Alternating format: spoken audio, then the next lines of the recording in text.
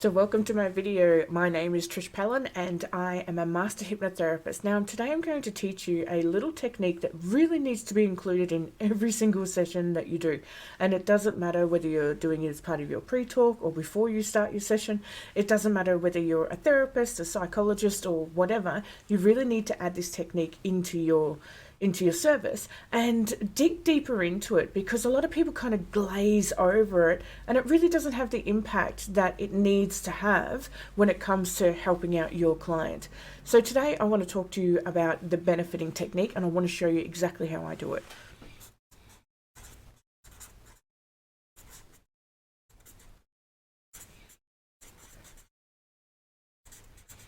Now this is all done in waking hypnosis. Like, we're just having a conversation, we're just having a chat, that's all we're doing. So when it comes to doing the benefiting technique, like I said, it doesn't matter whether you're doing it in your pre-talk or whether you're doing it like, just before you start that in-depth hypnosis session or your healing session.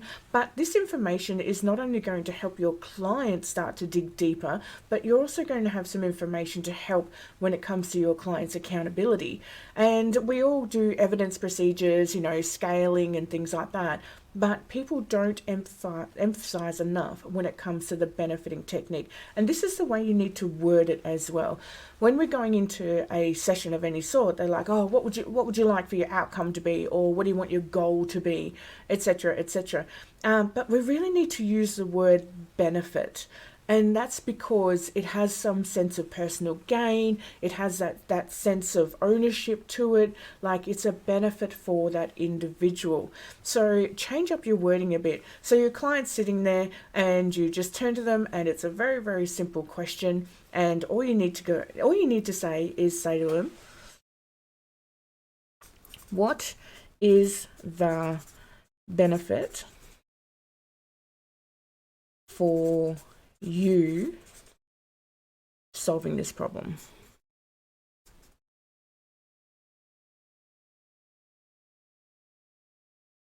And what I do is I also do a break state effect as well. So you may have your client and the client is sitting there and they're like, oh, well, the benefit is my family. And I literally will go, pause.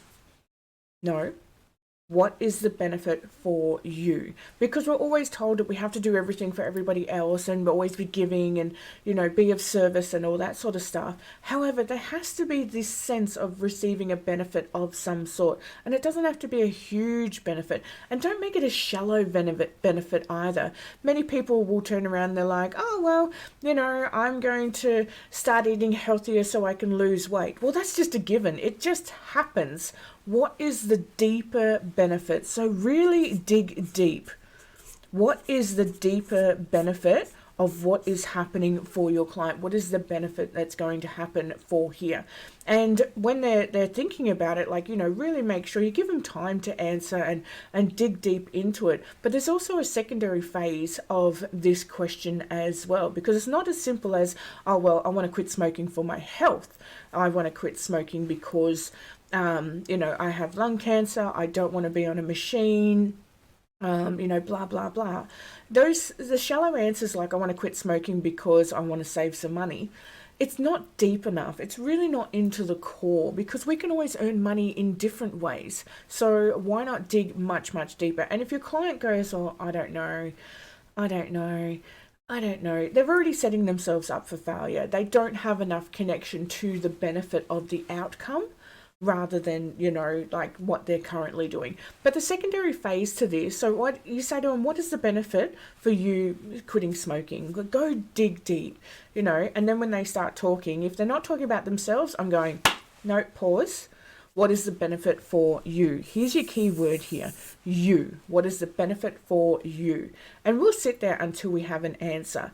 The secondary phase to this technique as well is to turn around and say to them, what is the benefit of you continuing to do, and this is the problem, okay? So what is the benefit if you continue to smoke? And this just blows people's brains because they've always said, "Oh, what are your goals when you're quitting smoking, or you're going to save money, you're going to be healthier, and blah blah blah." But what is the benefit for them to continue doing the problem? Because everything has a beneficiary gain. That's why we're still doing these things. So I had one particular client that she was a very very big lady. She wanted to lose a heap of weight, and she came into my room one day, and it was 40 degrees outside. And we're on like our second session. The first one's more of an interview sort of session. And she's like, "Oh, can I put this 4 liters of iced coffee in your fridge because it's going to go warm while it's in the car?" And I was just like, this is not happening. This is not happening. And I sat her down and I said, "Let's just do a couple of questions first, and then you can answer the question about the iced coffee." And she was really confused, like really confused. And I said to her, "What is the benefit for you to lose weight? Like, what do you really want?" "Oh, well, I want to gain my health and blah, blah, blah." I said, "No, what is the real deep benefit? Like the really deep stuff." So, for example, maybe you want to be more sexual with your partner. Maybe you want to be able to reach your toes and do up your shoelaces without panting. Like, what is the real deep stuff?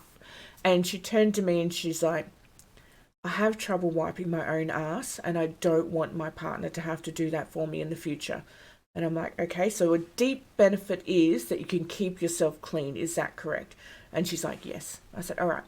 I said, "What is the benefit for you to continue to be overweight and unhealthy?"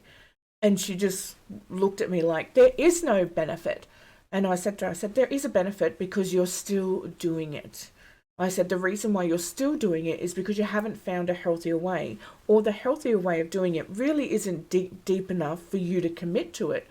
And she sat there and she was looking at me, and, I'm thinking, "Come on, darling, like, we can do this. I can see so much more in you than you can see in yourself right now." And she's like, "You know what? If I lose all the weight, my partner probably won't keep looking after me the way he does. So I'll have to do more stuff." And I said, "So the benefit is having somebody do things for you. Do I have that information correct?" And she's like, "Yes." And I said, "Okay, fair enough." And then she turned to me after just a few moments, because I always pause in those few moments for about 10 seconds, that kind of like awkward silence.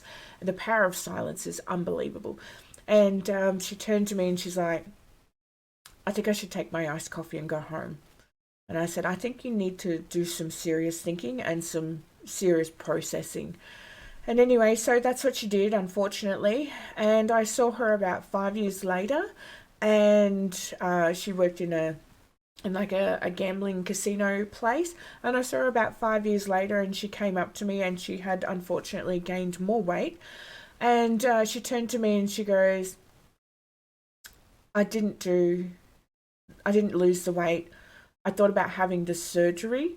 And she said, "It's just deep rooted in me that he looks after me." And I thought, you know what, I cannot help this lady anymore, because you can't have mug arguments with a mug because the mug believes it's a mug. Like, that's just how it goes, sort of thing. And if they don't believe they can be anything more than that, then they're not going to be anything more than that. So we're not going to waste our breath on it. But this is where the benefiting technique can be so powerful. I had one gentleman come in for quit smoking, and I said, "What's the benefit for you to quit smoking?" And he was like, "Oh, well, I'm going to save money, I'm going to be healthier, and all this sort of stuff." And I said, No. I said, "Go deeper." I said, "Go really, really deep." And he goes, "Actually, there's a girl that I really, really like, but she doesn't like smokers." And, he goes, I really would love to, go on a date with her or something like that." And I'm like, "Well, that's usually we go for something that's for you, but this is one of those things that, that's, you're kind of looking at her." And he goes, "Oh no," he goes, "I've admired her for years. Honestly, we can get a farm together, we can have children, etc., etc." And I was like, wow, this guy has really, really thought about this. So I said to him, I said, "Okay," I said, "I'll accept that." I said, "But what is the benefit of you continuing to smoke?" And he goes, "It gives me time out." He goes, "I can just go when I'm stressed." He goes, "Look, I just go outside and I say, look, I'm going to go out for a smoke, and I have a bit of time out to process." And I said to him, I said, "Okay, so how are we going to do this?" Because I knew the girl. I said, "She's very high functioning, she's very demanding, and she's lovely, she really is." And he sort of sat and he's like, yeah, I never really thought of it like that. I said, yeah, but we can make this work. We just need a better plan. So we worked out a plan of success. They got married, say, about 5 years ago. They've got two gorgeous kids. They're on a farm. They've been happier than ever. So you've got to make sure that benefiting technique is really, really deep. A lot of people will do a future pace or some sort, but it's not deep enough for some people to really connect to the core of it. And you really need to ask, what is the benefit for solving it? What is the benefit if you continue to have this problem, and then go into your session from there. Really allow people to think deeply, and make sure you use that word benefit. And if they're not talking about them, you really, really iterate, pause, this is about you. All right, my lovelies, go and use that technique, and I will catch you in the future. Bye-bye.